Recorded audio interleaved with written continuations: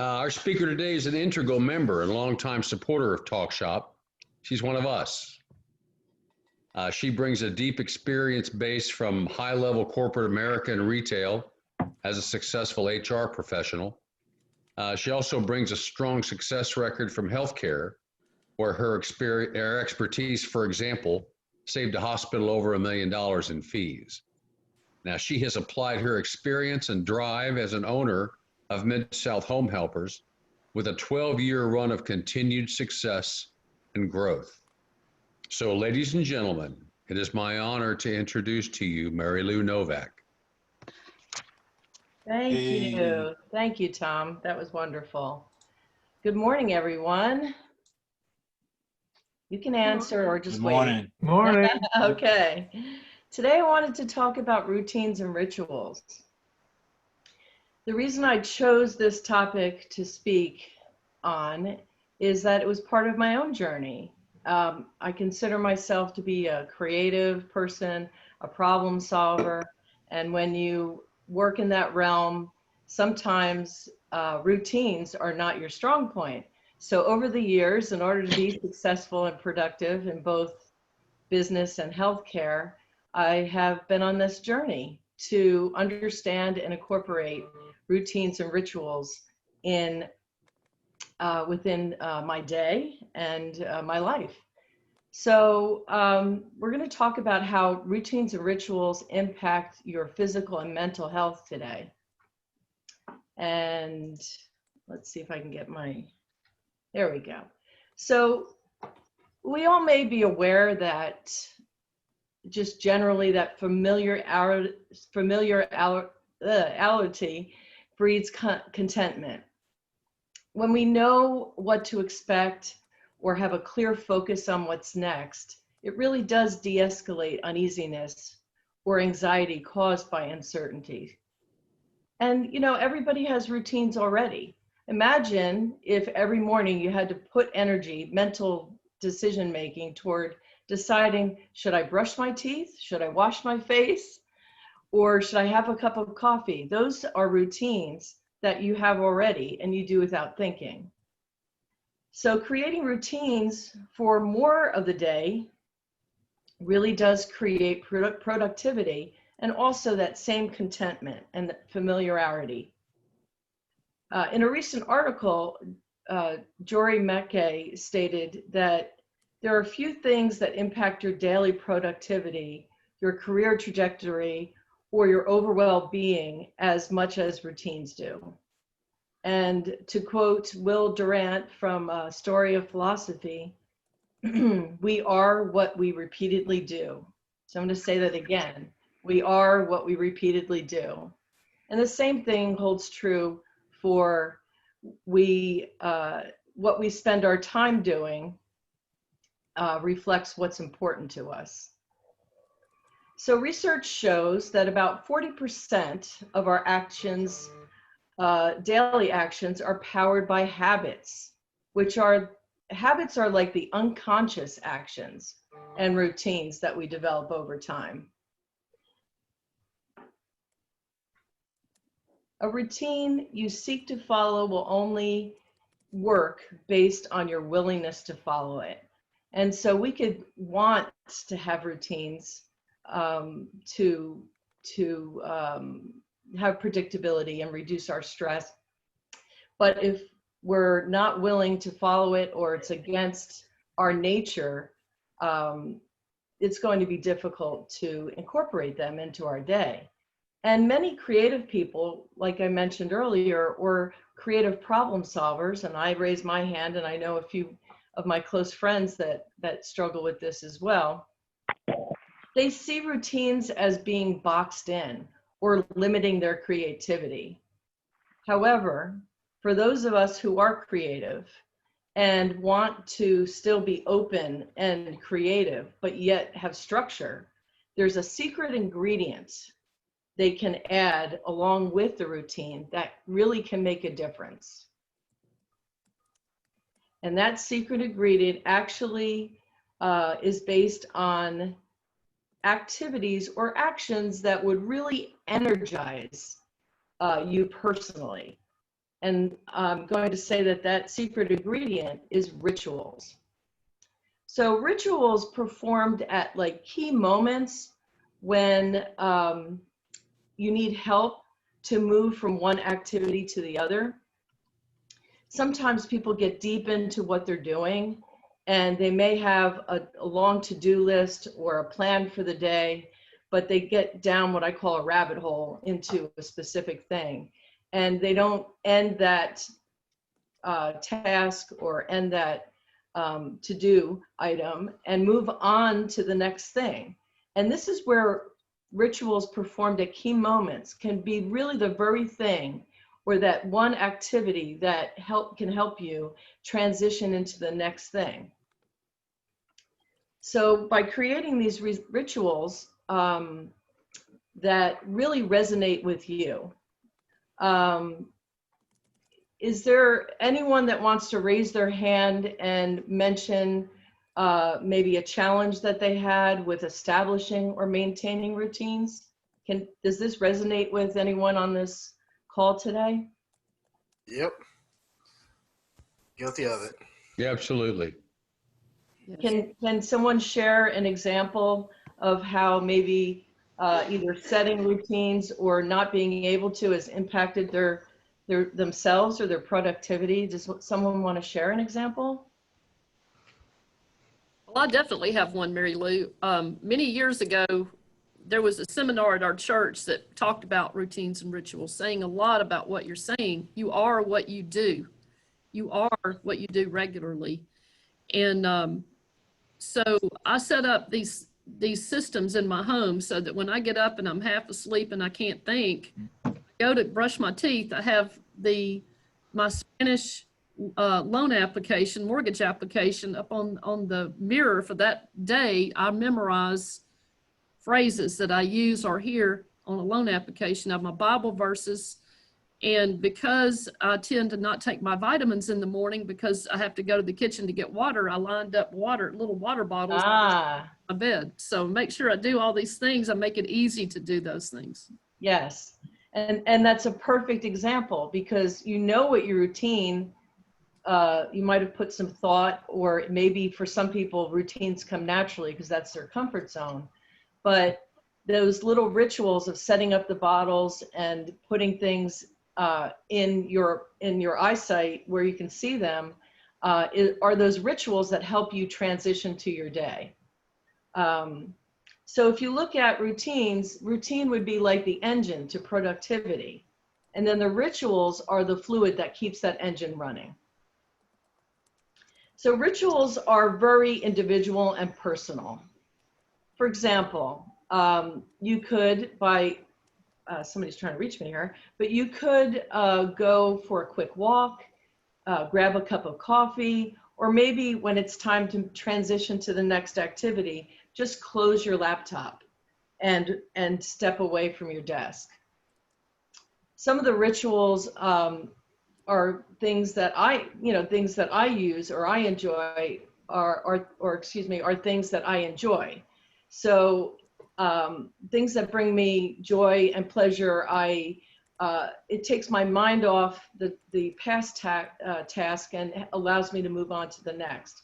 So for example, for me, I love the smell of tension tamer tea. And so just the act of getting up and making myself a cup of tea, sunshine. If the sun is out, and even if I don't go outside in the humidity, but I can feel that sunshine on my face, that triggers a feeling and then allows me to move on to the next task. Maybe texting a friend or getting up and stretching or walking around the office. Can I get people to maybe list what things come to mind for them that might be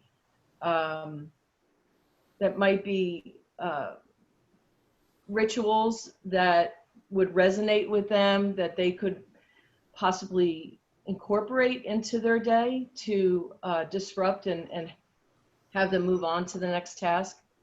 I personally think that rituals should incorporate emotions, spirituality, and physicalness. So I try to incorporate all of those. And in the morning, I try to do, some type of light exercise or go for a walk. And it's made a big difference in preparing for the day. Really? Thank you for sharing that. Anyone else like to share what they're putting in the chat? Mary Lou, one of the things I think Lynn gets used to, in my backyard, we've got lots of Japanese maples, and I'm constantly working on that backyard, just have fun. But I do that one just to do a walkabout in the backyard. And we have two big gumball trees, which are a source of annoyance and pleasure, because you get the shade in the afternoon sun that blocks it out. So it's just doing that walkabout that just kind of refreshes my morning, even in the wintertime, and then the chimney that I can put some logs in and relax and read the paper. So that's my morning comfort. Exactly. And, as there was talk earlier about, time is ticking and don't wait to take your vacations. There's nothing wrong with incorporating some happiness into your day. Work does not have to be a drudge. And so, when you're looking to accomplish things and check things off your list, you get satisfaction from that, and that's a positive.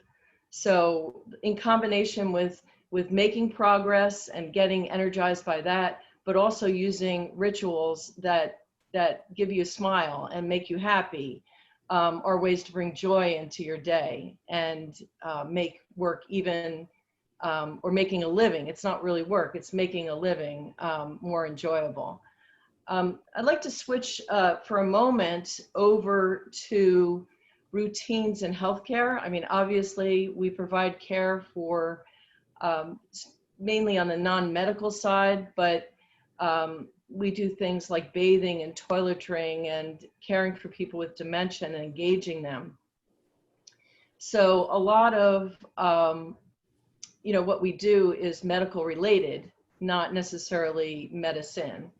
So when a health event happens, our lives can be completely disrupted and chaotic, and adjusting to the new normal after a fall or an illness or an injury is very challenging. And so creating a new routine together, if you're the caregiver or a family member, creating that new routine with the person that's recuperating is really important. And establish routines that will help the recovery.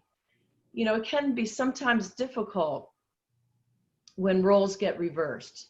When, let's say, your parent is now the one you're caring for, and you might feel like establishing a routine for them or trying to get them to follow a routine is like pushing or being nudgy or whatever word you want to use to describe it. And sometimes it's uncomfortable for people to be in that situation. But it's important to understand that these routines and rituals really are, and helping our family members follow them really are a way that you're caring for them. So the one thing I would say though is that you want to have a loose window of time. You don't want to necessarily be rigid with the structure, but have a goal. Have a goal for the time to wake up, the time to sleep, and the time to do other predictable activities like physical therapy or exercises, taking your medicine, eating your meals. These are all things that improve your mental health while you're recuperating, and also give structure to the day so that it eases anxiety with all the other pressures of the health issues. So recently I had a family share this exact, it was interesting because as she was talking, I was also thinking about me speaking today. And, the scenario is that her dad recently had some very necessary surgery that left him completely different for now until he recuperates. And he was always the caretaker, always the person that was caring for the family. And now he has all of his family caring for him, and it's very challenging. So what they've done is but in his life, he was a very goal-oriented person. So they've done little things like asking him to do his walk about the house, which is part of his exercise regime to get his strength back, and to make one lap around the house for every one of his children. So he happens to have 7 children. So, I can just imagine, I didn't ask this question, but I can just imagine, to help motivate him, they might name each lap one after each child. But I don't know if they went to that deep amount of detail. But helping someone with that routine and making it, I want to say fun, but making it meaningful can be a ritual that helps with that. The other thing that they are doing is they're making it a goal to stay up as long as the sun is up. So they're kind of looking at the time of day and when the sun's due to go down, and encouraging him to stay awake as long as he can, because quicker he gets on a routine and a good sleeping pattern, the more he'll be able to rest and recuperate. Another client of ours, I'm going to call him Mr. Jones, but he was a Navy veteran at Vietnam, and he had the beginning stages of dementia and was still living independently at a senior community, but without structure and being challenged with dementia, he was a bit isolated. And what he ended up doing is getting his days and nights mixed up. And this caused a lot of problems at the facility. I don't like to call it facility, community. He was making noise at odd hours of the day. He was looking to get meals when it wasn't meal time. And it really caused a problem for his health as well, because he wasn't eating and sleeping and taking his medication timely. So by having us come in, and we started off with 24/7 care, but we quickly moved away from that after we were able to engage him during the day in activities and get him down to the meal hall, as you would call it, and eat when everyone else was. He then would be able to rest in the evening, and he began to get back onto his routine. It also helped his health because he was taking his medication timely, eating his meals regularly. And there's something to be said for sleep and being up with the sun and going to bed when it goes down for your mental health. And there's a lot on that subject. But it allowed him to remain in independent living. It saved him money as well, because assisted living was quite a bit more. So it allowed him to wait out the disease a bit more with just a little bit of help each week, and be a happy member of that community. So in dealing with health related to dementia, routines are still good. It still creates some predictability in the day. However, because of their capacity to,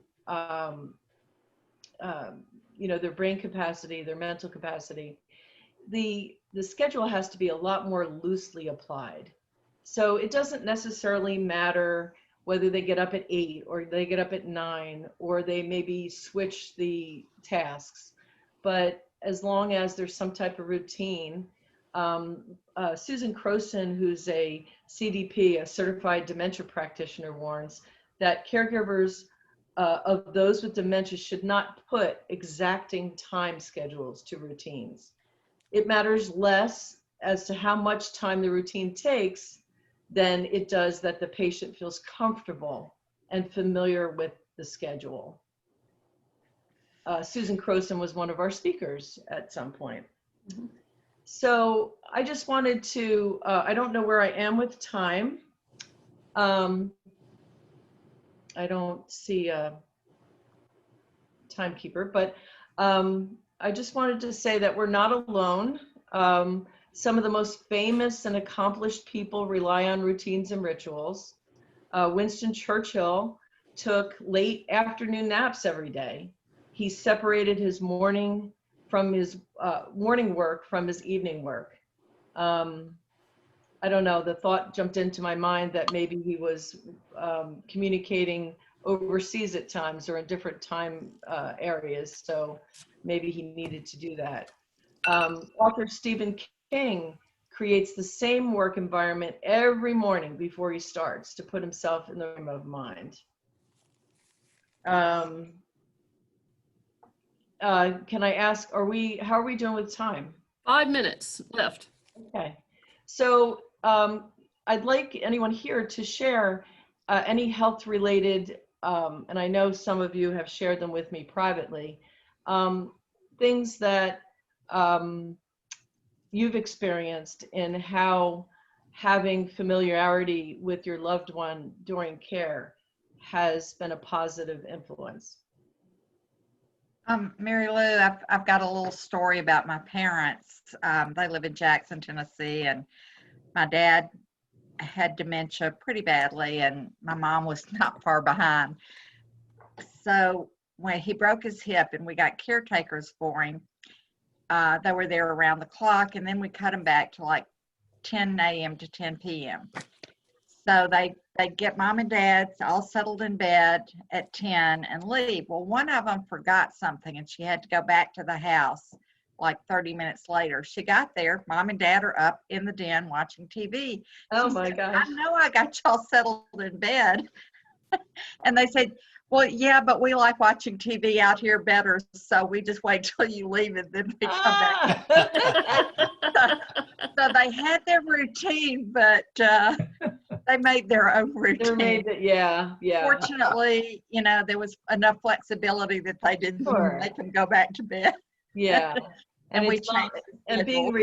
being retired, it's not like they had to get up and go to work the next day. So No, and they were sleeping until 11 o'clock, 10, 11 o'clock. So, they became night owls. yeah, you're probably wondering, why are they going to bed at 10 and then not getting up until 11? Now we know why.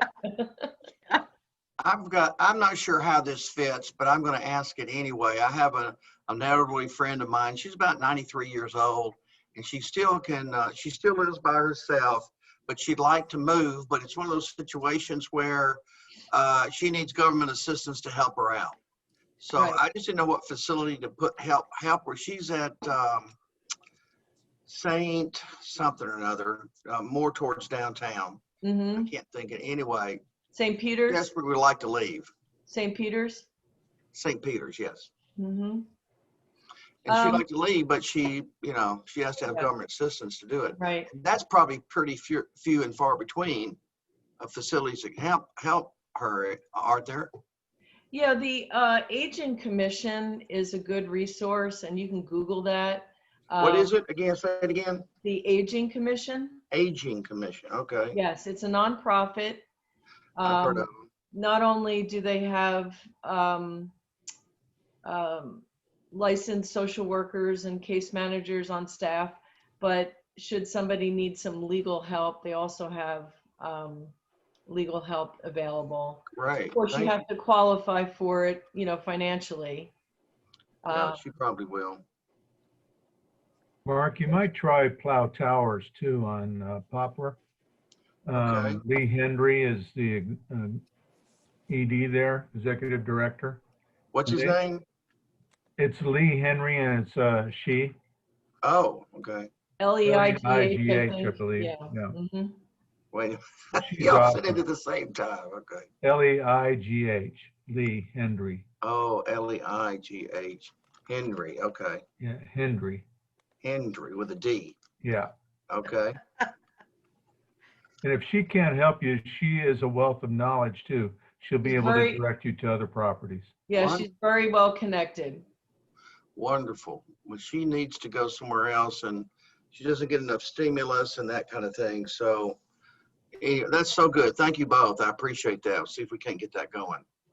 You're welcome. Does I'd like anybody to else add want to share? a little insight. I think sometimes it's important to look at those people who are providing routines for you.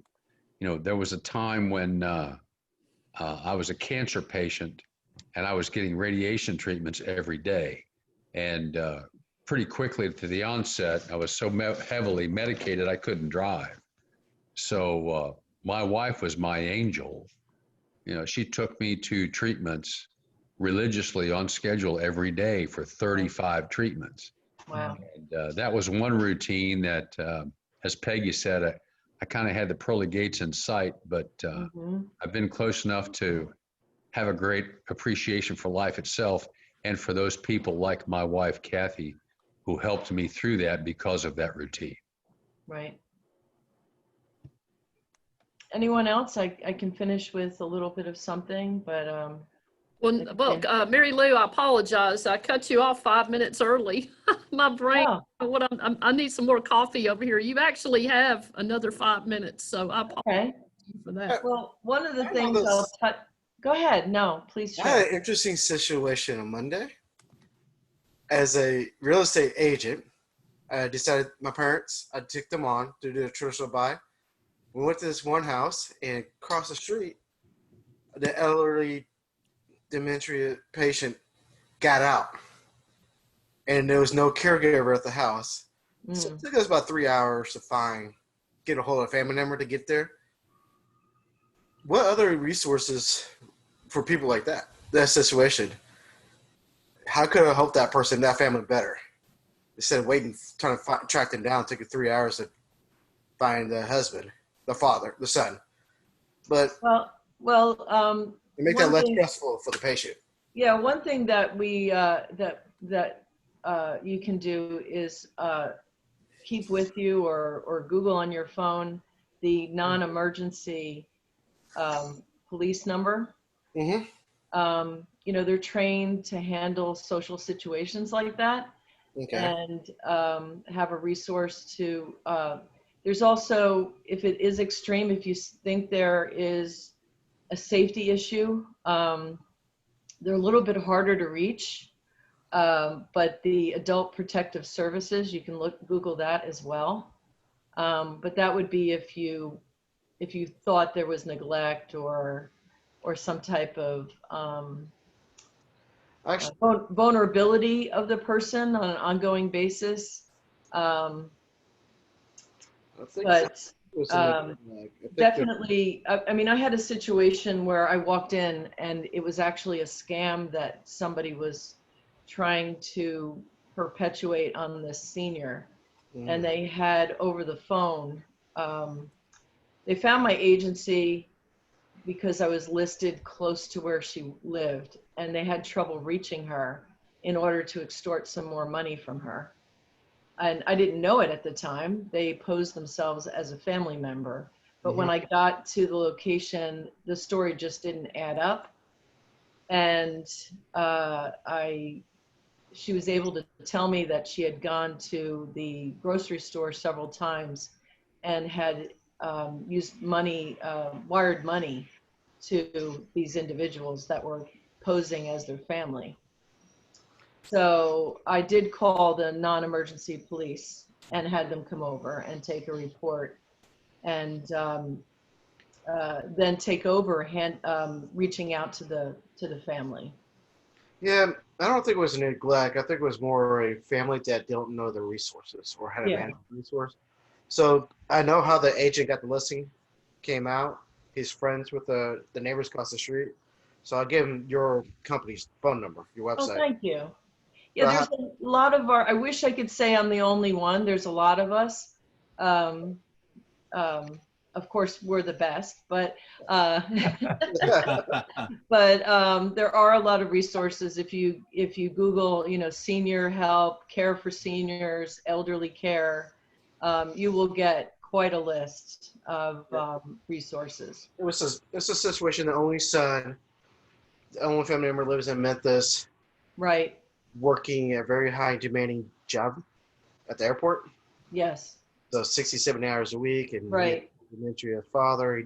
I think he didn't know what his resources were. So hopefully he reach out to you guys. That would be great. And Mary Lou, I just wanted to relate to you. I'm the son of the king of ritual, and my dad.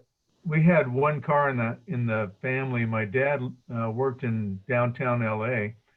Used to get up at 5:15, get ready for work, walk 2 miles, catch the bus, take the bus into downtown LA, come home, and he would be in bed by 9:45 every night. Oh my. And he'll be 101 next month. Wow.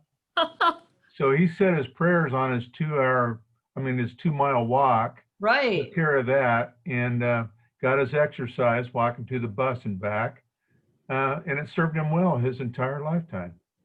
That's amazing. And still allowed my mom to have the car. That's the most important thing.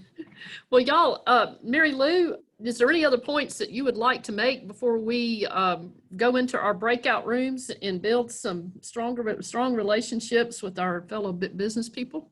The only other thing I'd like to mention is that as people advance in dementia, while routines and rituals do help create some peace of mind and familiarity, as you get further along on that continuum, engagement becomes most important.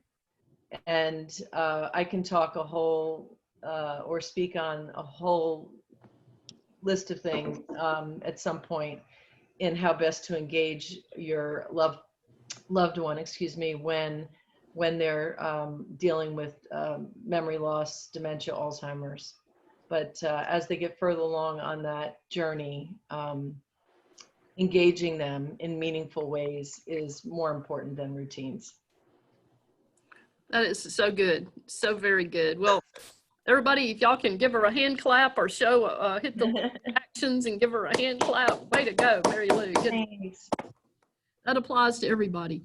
Well, we welcome you to Talk Shop. We thank you for being here at Talk Shop.